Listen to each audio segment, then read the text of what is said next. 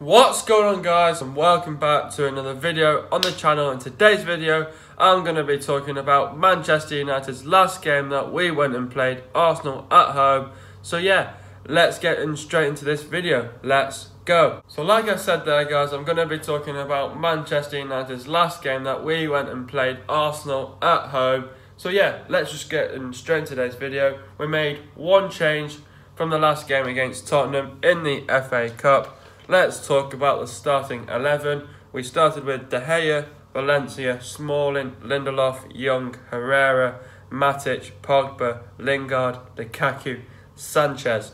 So it was unchanged except for one change that was made at defence, which was Lindelof coming in for Jones.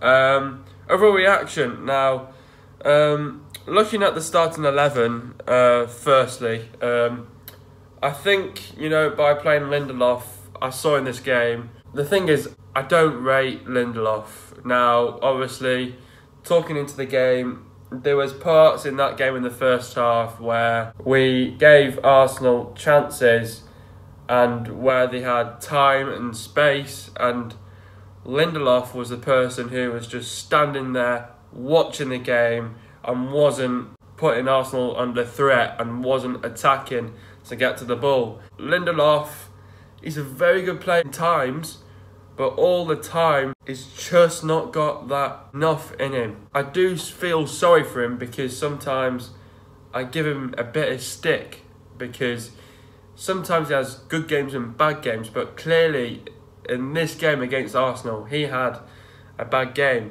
My dad was thinking that Lindelof had a good game considering that he let in that goal.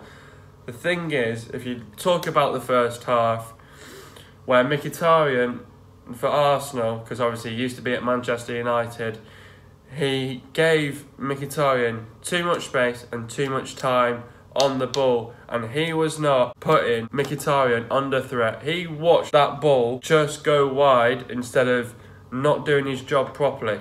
So that's what really got me in that first half, where we sort of gave Mkhitaryan a bit of time and a bit of space when Lindelof should have been closing on Mkhitaryan. He decided not to do that, and he decided to watch the bloody game. So that's what really got me in that first half. So actually, let's get into the actual game. Overall reaction, I think, first half, fair play to us. We got the first goal, we were 1-0 up. There's been people on Full Time Devils saying that we played poor. Did we play poor? I think we might have, but the thing is, Arsenal is playing, youngsters out there and giving them debuts and stuff like that. We've got a squad that's like over £300 million, and we should be beating Arsenal with these youngsters. That's what really got me, because we're, as a team, we've, buying Pogba for 89 million, paying Sanchez about 400,000 a week. We've got players who are a lot better than Arsenal's players, and we should have literally destroyed Arsenal last night. It shouldn't have been 2-1, it should have been at least 3-4-1. And that's what we should have done in that second half. We should have had a couple of more goals over on Arsenal, and we shouldn't have not finished that game 2-1. It should have been 3-4-1. I don't think we played poor. I think it was just because, there was times in the first half and the second half we were a little bit lazy. There was no energy.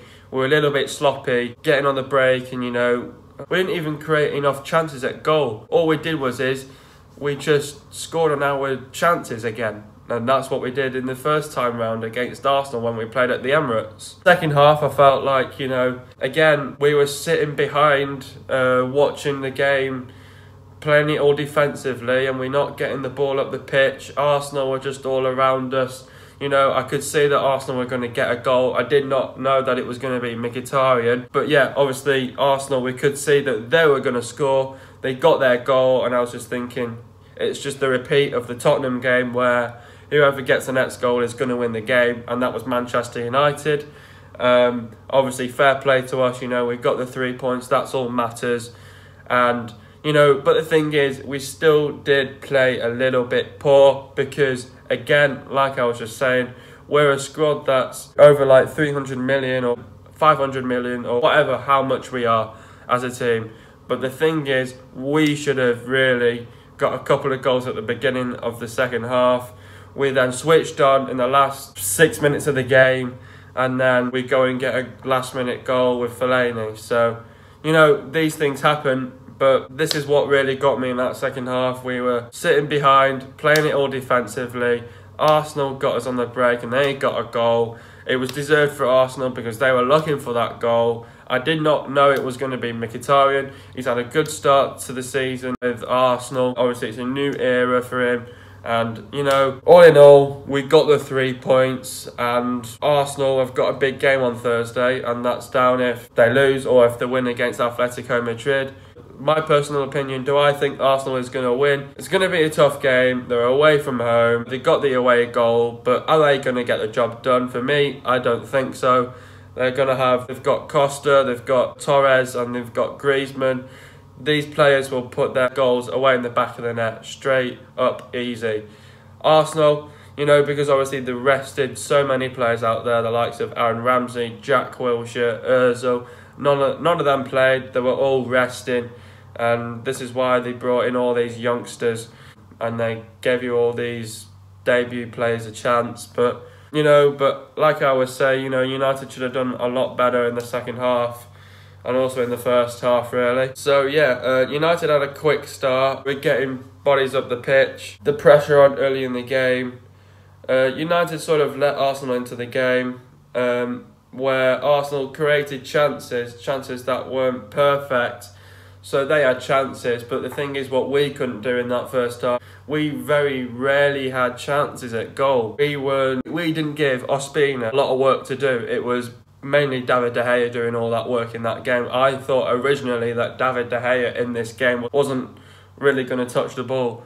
He ended up letting in a goal, and, you know, I thought we were going to be all around Arsenal, but these things happen, and this is what comes down into training, and, you know, it just needs to be changed for the next game against Brighton on Friday. And, you know, there was times where Arsenal had time and space. United were not closing them down. So, like I was saying previously, Lindelof, Mkhitaryan had the ball. Mkhitaryan had a lot of space and time in the game. No one was putting Mkhitaryan under threat. No one was putting on the pressure on Mkhitaryan.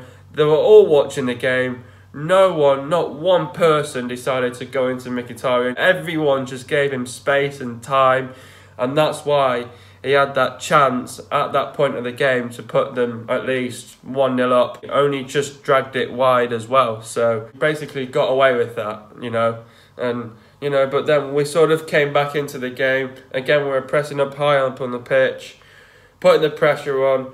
We could feel our first goal was coming. The next thing you know it, first goal, great run by Pogba. Pogba passed it to Lukaku. Lukaku crossed it in. Sanchez headed it. Bellerin blocked it off the line. The ball hit the post, and the ball came back to Pogba, and Pogba finished it for 1-0. Again, United let the door open for Arsenal at times in the game in the first half. You know, they were creating chances. They were getting up on the pitch. They had chances. They had players in the box, and they bottled it, and they fluffed it in the first half. But this is why I'm saying that we could see that Arsenal were going to get a goal. Arsenal were creating chances that were not good enough at goal. United had bodies up the field, and we couldn't find that last pass near to the end of the half. United were in control of the first half. United dominated the first half, but just wasn't the expectations to dominate that first half, if you know what I mean by that. Second half, we needed to get more crosses into the box. We needed to get a kick up the backside and up the ante. We needed to be more aggressive and to be more sharper, and we need quicker movement. None of that happened at the start of the second half, because we sort of let Arsenal into the game in the second half. They had the better start, and then a few minutes later you've got Lukaku going down injured. Is he going to be playing against Brighton? I hope so. If he's not, going to have to sit out. He'll probably play next week, Thursday, against West Ham. So, you know, that's a big blow for us, Lukaku being injured for us. So United had to make an early change. Rashford came on for Lukaku. Now, this was the thing that also me and my dad really, again, was it the right starting 11? Was it the right mix? We had no flair players, the likes of Rashford, Martial. These players had to come on at about the right time of the game in like the 65th minute to turn this game around. And that's what happened. And Arsenal then had the upper hand. They were just getting high up the pitch. They had bodies up the pitch. They were putting on the pressure on. They were creating chances at goal. And you could see it coming. The next thing you know it, Arsenal scored. Mkhitaryan strikes and puts it in the back of the net for Arsenal. Again, it was poor defending by Lindelof. You know, like, fair play to him. He did his best in the game, but I don't think Lindelof had his best game in that game. He nearly conceded a goal, nearly gave away a goal for us in that first half, and the ball went completely through his legs. And that just shows how we're playing Lindelof.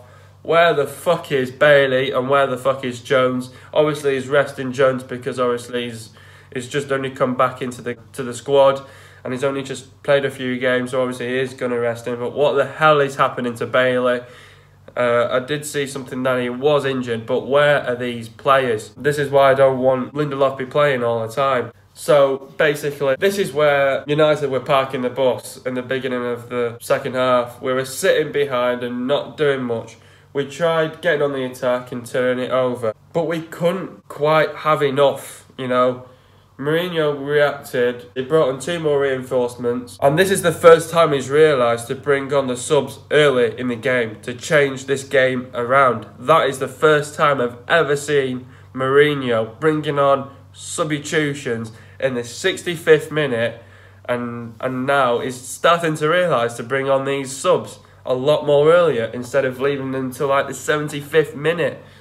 So thank God he's realising as well. Martial came on for Herrera and Fellaini came on for Lingard.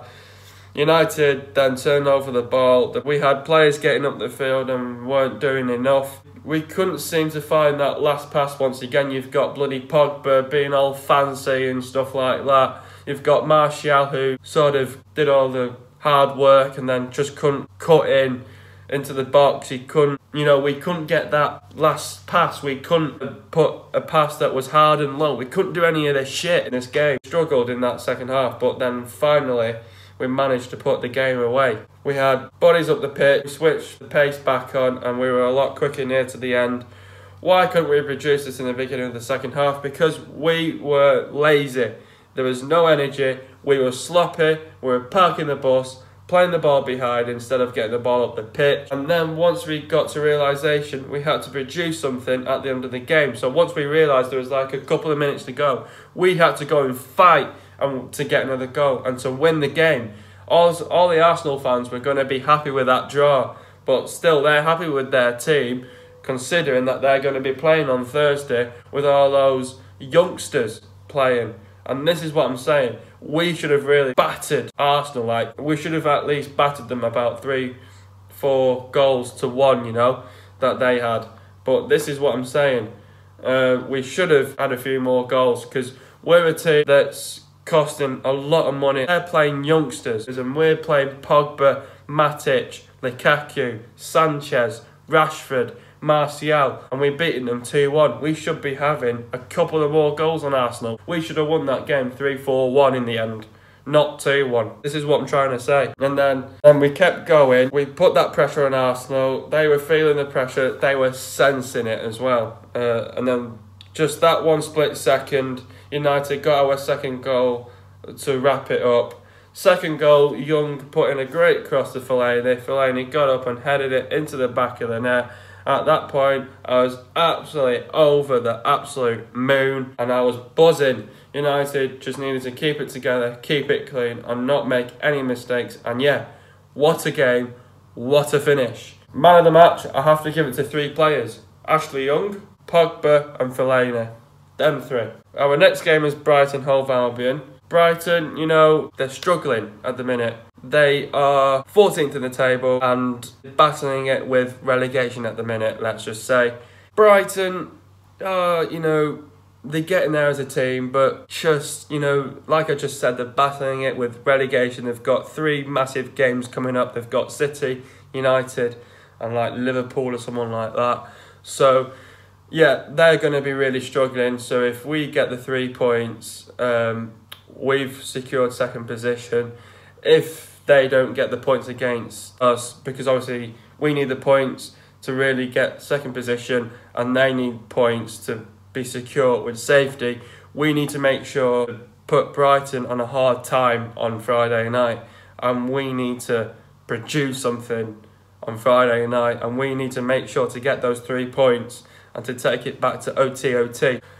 Yeah, we need to take the points back to OT, and we just need to put Brighton Hove Albion to bed. They're going to be struggling because they have to play City and then they have to play Liverpool. So we have to put Brighton on a hard time on Friday night.